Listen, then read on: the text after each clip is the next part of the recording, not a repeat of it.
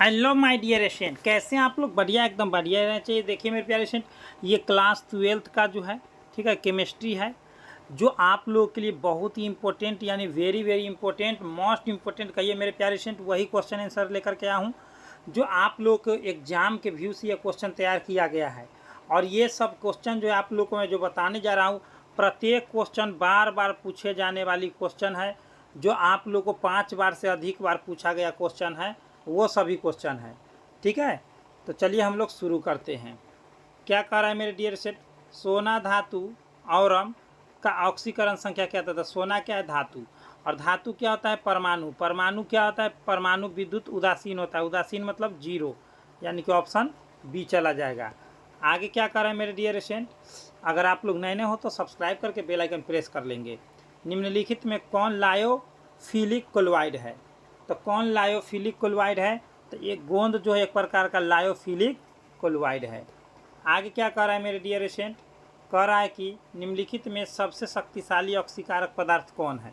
तो देखिए, वर्ग 17 के तत्व जो होता है फ्लोरीन, क्लोरीन, ब्रोमीन, आयोडीन। 2 लगा दीजिए तो ऑक्सीकरण हो गया इसका। तो सबसे ज़्यादा ऑक्सीकारक होता है फ्लोरीन, और सबसे ज़्यादा अपकारक होता है आयोडीन। और सबसे ज़्यादा अम्लीय कहेगा तो आयोडीन, और सबसे ज़्यादा भस्मीय कहेगा तो फ्लोरीन। लेकिन ऑक्सीकारक कर रहा है तो फ्लोरीन हो जाएगा, ऑप्शन नंबर ए। आगे क्या कर रहा है मेरे डियर स्टूडेंट? यहाँ पर ध्यान देंगे। कह रहा है कि निम्न से किसकी आकृति चतुष्फलक होती है? बहुत बहुत इंपॉर्टेंट। तो वो होती है आप लोग को पीडी, है ना, Cl4 के पावर -2। ये जटिल आयन है, ठीक है ना, प्लस माइनस में आयन होता है। अगर प्लस माइनस नहीं रहता तो यौगिक हो जाता। ऑप्शन नंबर हो जाएगा सी। इसको कहते हैं टेट्रा क्लोरोप्लैटिनेट, ठीक है ना, और सेकेंड आयन, इसका IUPAC नेम हो जाएगा। आगे कर प्रथम कोटि की अभिक्रिया के लिए अर्धआयुकाल हाफ टी, यानी कि अर्धआयुकाल का मान क्या होता है? तो प्रथम कोटि की अभिक्रिया के लिए हाफ टी का मान होता है 0.693/K, ऑप्शन नंबर बी। चलिए आगे बढ़ते हैं। आगे क्या कर रहा है कि फैराडे का विद्युत अपघटन का नियम निम्न से किससे संबंधित है? तब देखिए, ऐसे विद्युत अपघट्य के समतुल्य भार से होता है। तो विद्युत अपघट्य के समतुल्य भार जो है आप लोग को ऑप्शन नंबर डी में दिख रहा है। अब आगे क्या करें? सीने बार कहा जाता है, किसे कहा जाता है? तो सीने बार जो है पारा का अयस्क होता है, जो सल्फाइड अयस्क है, ऑप्शन नंबर ए को, ठीक है ना। और गैलेना कहिएगा तो PbS को, गैलेना, ठीक है ना, गैलेना ये शीशा का होता है। जिंक ब्लेड कहेगा तो ZnS, ठीक है ना, ये जिंक का हो जाएगा। सब सल्फाइड अयस्क है, और जितने भी सल्फाइड अयस्क होते हैं वो फेन उत्प्लावन विधि से बनता है, फेन उत्प्लावन विधि से। आगे चलते हैं।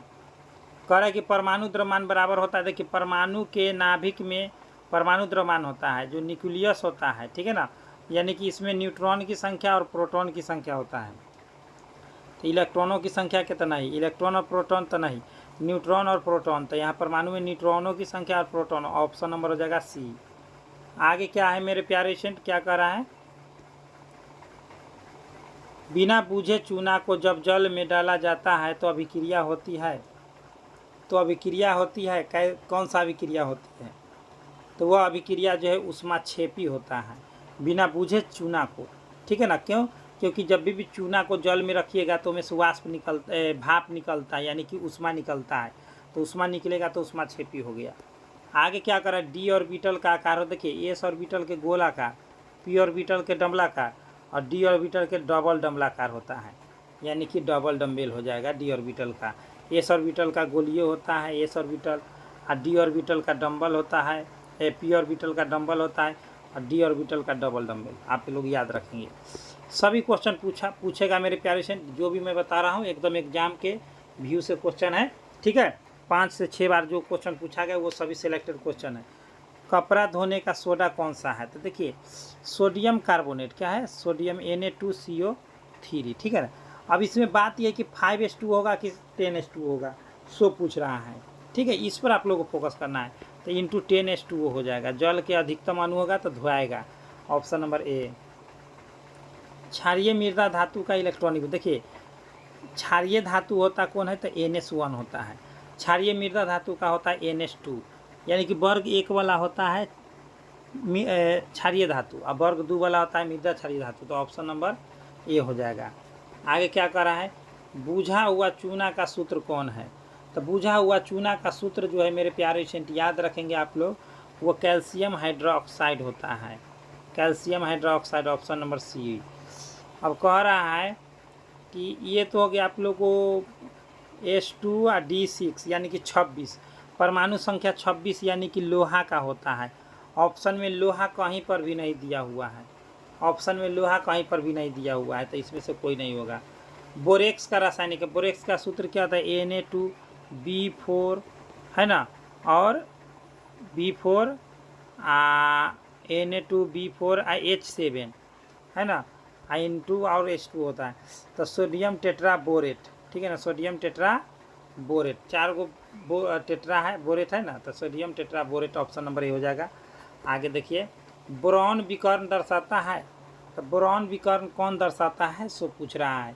तो याद रखेंगे मेरे प्यारे लाल, सिलिकॉन दर्शाता है। कौन दर्शाता है? सिलिकॉन। आगे देखिए क्या कर रहा है सो, ऊष्मा और विद्युत का अच्छा चालक कौन है? एंथ्रासाइट, हीरा, ग्रेफाइट कि चारकोल? ये बहुत सिंपल क्वेश्चन है, आप लोग बता सकते तो वो ग्रेफाइट है। ऊष्मा और विद्युत का अच्छा चालक ग्रेफाइट हो जाएगा। आगे क्या कर रहा है? निम्नलिखित अपरूपों में कार्बन का सर्वाधिक प्रतिशत होता है, किस में होता है? कास्ट चारकोल में, कोकोनट चारकोल में, कि ग्रेफाइट में, कि इनमें से कोई नहीं?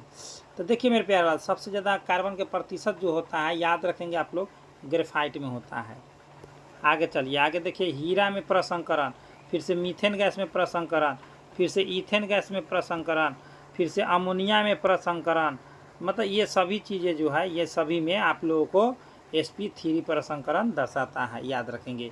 ईथर में प्रसंकरण, ये सभी में आप लोग को sp3 दर्शाता है। आगे देखिए,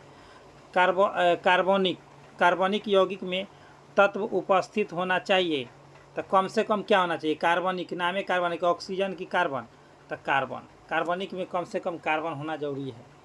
आगे क्या करें? श्रृंखला गुण यानी श्रृंखलन गुण सबसे ज़्यादा पाया जाता है सल्फर में, तो S8 होता है, फास्फोरस में P4 होता है, जिंक में ZN होता है, और कार्बन में लंबी श्रृंखला होता है, सबसे ज़्यादा लंबी कार्बन में। और मेरे प्यारे स्टूडेंट, और आगे करने से पहले मैं बता देता हूँ कि जितने मेरे प्यारे स्टूडेंट अगर हर सब्जेक्ट में अगर आप लोग लाना चाहते हैं 80 से 90 प्लस तक, 80 प्लस और 90 प्लस लाना चाहते हैं, इसके बीच में 80 से तो मैक्सिमम में रहेगा, ठीक है ना, 90 के बीच में आप लोग या 90 से ज़्यादा तक भी आप ला सकते हैं, राइटिंग अच्छा है तो अगर लाना चाहते हैं तो आप लोग इस नंबर से कांटेक्ट कर लीजिए, 82 29 84 33 52। अभी जो है आप लोगों को 799 रुपया भी था, अभी 499 कर दिया गया है। अभी ऑफर में अभी मात्र 15 दिनों के लिए, 15 दिनों के अंदर में अगर आप लोग वीडियो देख लेते हैं तो 499 में आप लोग को सभी विषयों का सब्जेक्टिव ऑब्जेक्टिव मिल जाएगा, ठीक है ना। चलिए, कह रहा है कि इलेक्ट्रॉन स्नेही अभिकर्मक है, कौन है? तो इलेक्ट्रॉन स्नेही अभिकर्मक जो है मेरे प्यारे स्टूडेंट याद रखेंगे, बॉयफ्रेंड 3।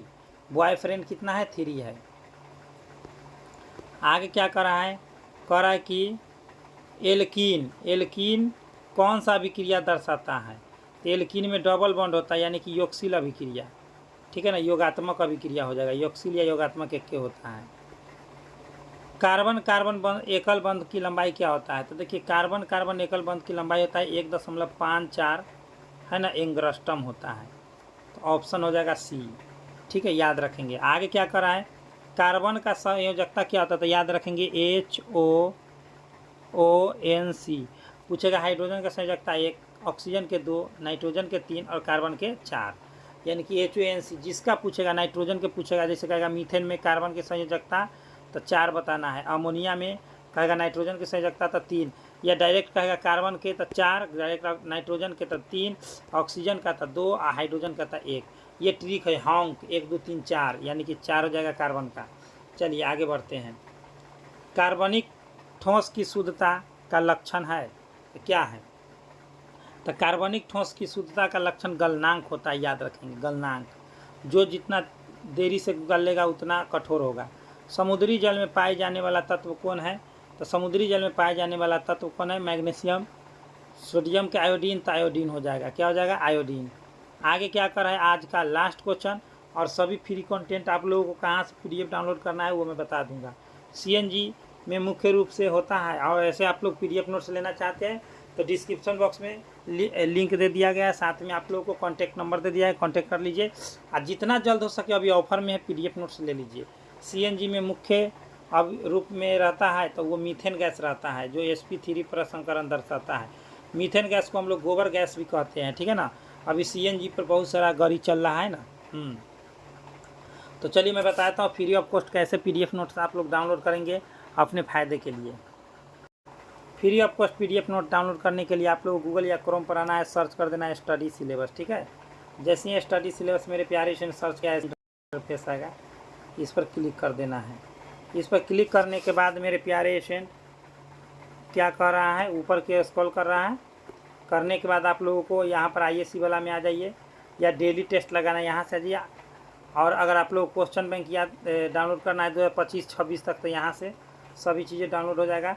साथ ही साथ अगर आप लोगों को कोई भी अपडेट देखना है, कोई भी अपडेट तो यहाँ से देख सकते हैं।